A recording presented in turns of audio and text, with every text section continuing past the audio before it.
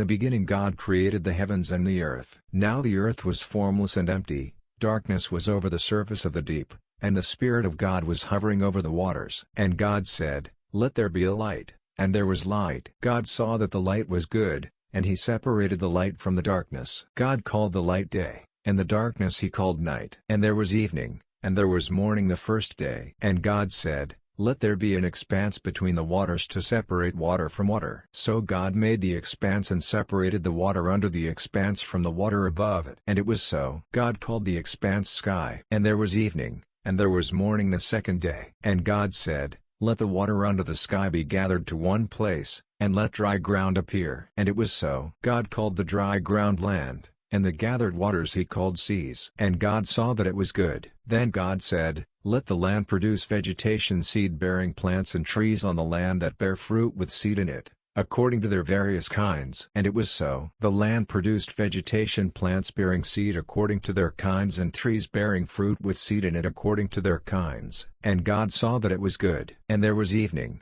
and there was morning the third day. And God said, "Let there be lights in the expanse of the sky to separate the day from the night, and let them serve as signs to mark seasons and days and years. And let them be lights in the expanse of the sky to give light on the earth." And it was so. God made two great lights, the greater light to govern the day and the lesser light to govern the night. He also made the stars. God set them in the expanse of the sky to give light on the earth, to govern the day and the night, and to separate light from darkness. And God saw that it was good. And there was evening, and there was morning the fourth day. And God said, "Let the water teem with living creatures, and let birds fly above the earth across the expanse of the sky." So God created the great creatures of the sea and every living and moving thing with which the water teems, according to their kinds, and every winged bird according to its kind. And God saw that it was good. God blessed them and said, "Be fruitful and increase in number and fill the water in the seas, and let the birds increase on the earth." And there was evening, and there was morning the fifth day. And God said,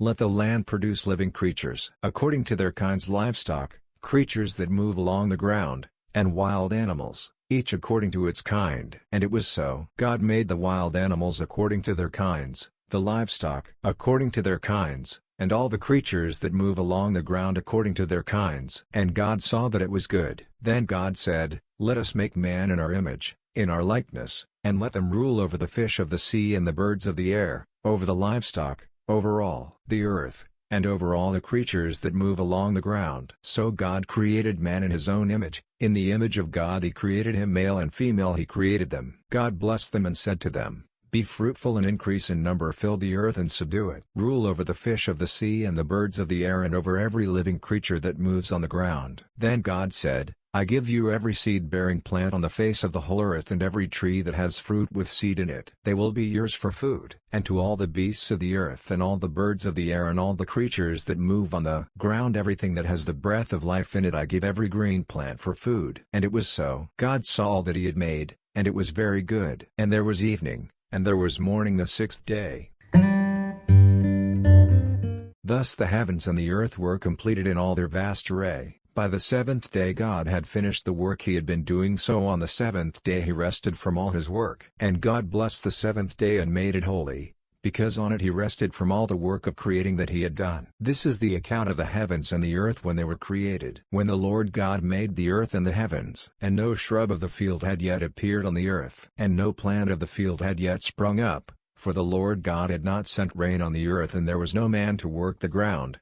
But streams came up from the earth and watered the whole surface of the ground. The Lord God formed the man from the dust of the ground and breathed into his nostrils the breath of life, and the man became a living being. Now the Lord God had planted a garden in the east, in Eden, and there he put the man he had formed. And the Lord God made all kinds of trees grow out of the ground, trees that were pleasing to the eye and good for food. In the middle of the garden were the tree of life and the tree of the knowledge of good and evil. A river watering the garden flowed from Eden. From there it was separated into 4 headwaters. The name of the first is the Pishon. It winds through the entire land of Havilah, where there is gold. The gold of that land is good aromatic resin, and onyx are also there. The name of the second river is the Gihon. It winds through the entire land of Cush. The name of the third river is the Tigris. It runs along the east side of Ashur. And the fourth river is the Euphrates. The Lord God took the man and put him in the Garden of Eden to work it and take care of it. And the Lord God commanded the man, "You are free to eat from any tree in the garden, But you must not eat from the tree of the knowledge of good and evil,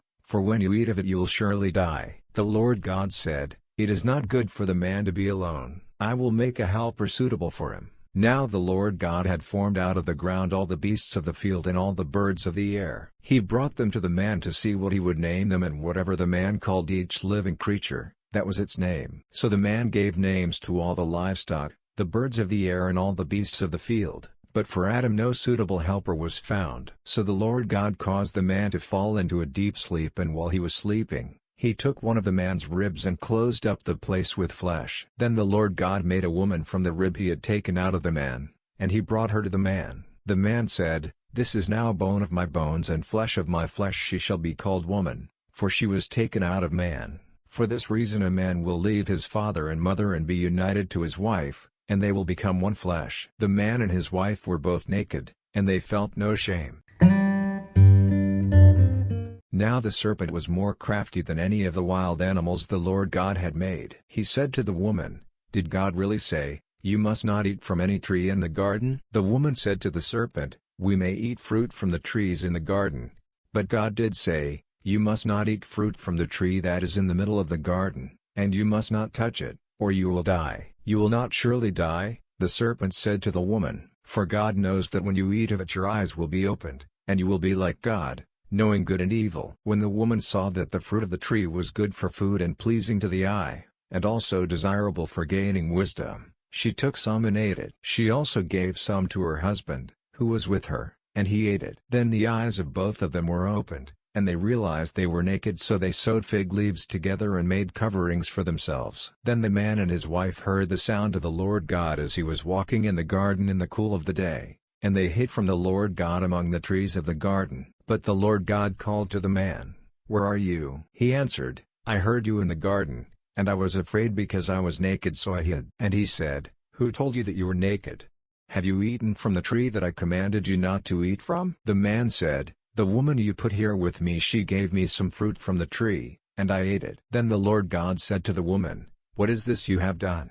The woman said, "The serpent deceived me, and I ate." So the Lord God said to the serpent, "Because you have done this, cursed are you above all the livestock and all the wild animals. You will crawl on your belly, and you will eat dust all the days of your life. And I will put enmity between you and the woman, and between your offspring and hers. He will crush your head, and you will strike his heel." To the woman he said, "I will greatly increase your pains in childbearing. With pain you will give birth to children. Your desire will be for your husband, and he will rule over you." To Adam he said, "Because you listened to your wife and ate from the tree about which I commanded you, you must not eat of it. Cursed is the ground because of you. Through painful toil you will eat of it all the days of your life. It will produce thorns and thistles for you, and you will eat the plants of the field. By the sweat of your brow you will eat your food until you return to the ground, since from it you were taken. For dust you are, and to dust you will return." Adam named his wife Eve, because she would become the mother of all the living. The Lord God made garments of skin for Adam and his wife and clothed them. And the Lord God said, "The man has now become like one of us, knowing good and evil. He must not be allowed to reach out his hand and take also from the tree of life and eat, and live forever." So the Lord God banished him from the Garden of Eden to work the ground from which he had been taken. After he drove the man out, he placed on the east side of the Garden of Eden cherubim and a flaming sword, flashing back and forth to guard the way to the tree of life. Adam lay with his wife Eve, and she became pregnant and gave birth to Cain. She said, "With the help of the Lord I have brought forth a man." Later she gave birth to his brother Abel. Now Abel kept flocks, and Cain worked the soil. In the course of time Cain brought some of the fruits of the soil as an offering to the Lord, but Abel brought fat portions from some of the firstborn of his flock. The Lord looked with favor on Abel and his offering, but on Cain and his offering he did not look with favor. So Cain was very angry, and his face was downcast. Then the Lord said to Cain, "Why are you angry? Why is your face downcast? If you do what is right, will you not be accepted? But if you do not do what is right, sin is crouching at your door. It desires to have you, but you must master it." Now Cain said to his brother Abel, "Let's go out to the field." And while they were in the field, Cain attacked his brother Abel and killed him. Then the Lord said to Cain, "Where's your brother Abel?" "I don't know," he replied. "Am I my brother's keeper?" The Lord said, "What have you done? Listen. Your brother's blood cries out to me from the ground. Now you are under a curse and driven from the ground, which opened its mouth to receive your brother's blood from your hand. When you work the ground, it will no longer yield its crops for you. You'll be a restless wanderer on the earth." Cain said to the Lord, "My punishment is more than I can bear. Today you are driving me from the land, and I will be hidden from your presence. I will be a restless wanderer on the earth, and whoever finds me will kill me." But the Lord said to him, "Not so. If anyone kills Cain, he will suffer vengeance 7 times over." Then the Lord put a mark on Cain so that no one who found him would kill him. So Cain went out from the Lord's presence and lived in the land of Nod, east of Eden. Cain lay with his wife, and she became pregnant and gave birth to Enoch. Cain was then building a city, and he named it after his son Enoch. To Enoch was born Irad, and Irad was the father of Mahujael, and Mahujael was the father of Methuselah, and Methuselah was the father of Lamech. Lamech married 2 women,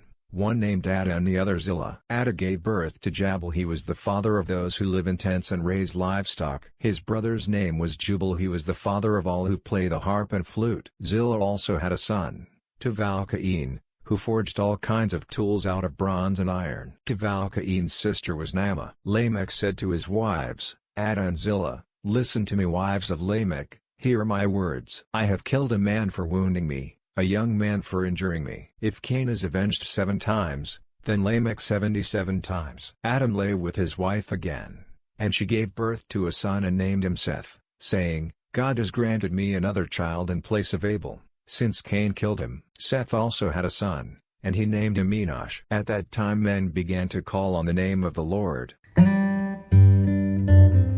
This is the written account of Adam's line. When God created man, He made him in the likeness of God. He created them male and female and blessed them. And when they were created, He called them man. When Adam had lived 130 years, he had a son in his own likeness, in his own image, and he named him Seth. After Seth was born, Adam lived 800 years and had other sons and daughters. Altogether, Adam lived 930 years, and then he died. When Seth had lived 105 years, he became the father of Enosh. And after he became the father of Enosh, Seth lived 807 years and had other sons and daughters. Altogether, Seth lived 912 years, and then he died. When Enosh had lived 90 years, he became the father of Kenan. And after he became the father of Kenan, Enosh lived 815 years and had other sons and daughters. Altogether, Enosh lived 905 years, and then he died. When Kenan had lived 70 years, he became the father of Mahalalel. And after he became the father of Mahalalel,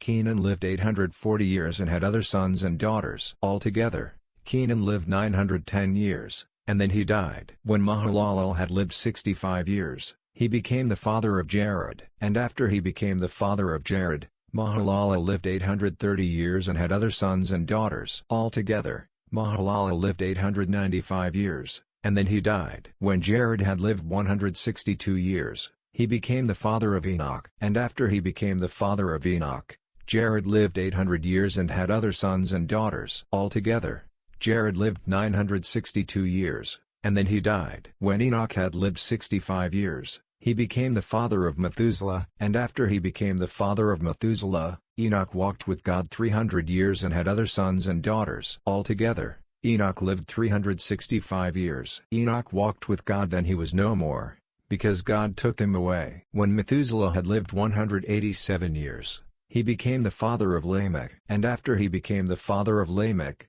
Methuselah lived 782 years and had other sons and daughters. Altogether, Methuselah lived 969 years, and then he died. When Lamech had lived 182 years, he had a son. He named him Noah and said, "He will comfort us in the labor and painful toil of our hands caused by the ground the Lord has cursed." After Noah was born, Lamech lived 595 years and had other sons and daughters. Altogether, Lamech lived 777 years, and then he died. After Noah was 500 years old, he became the father of Shem, Ham, and Japheth.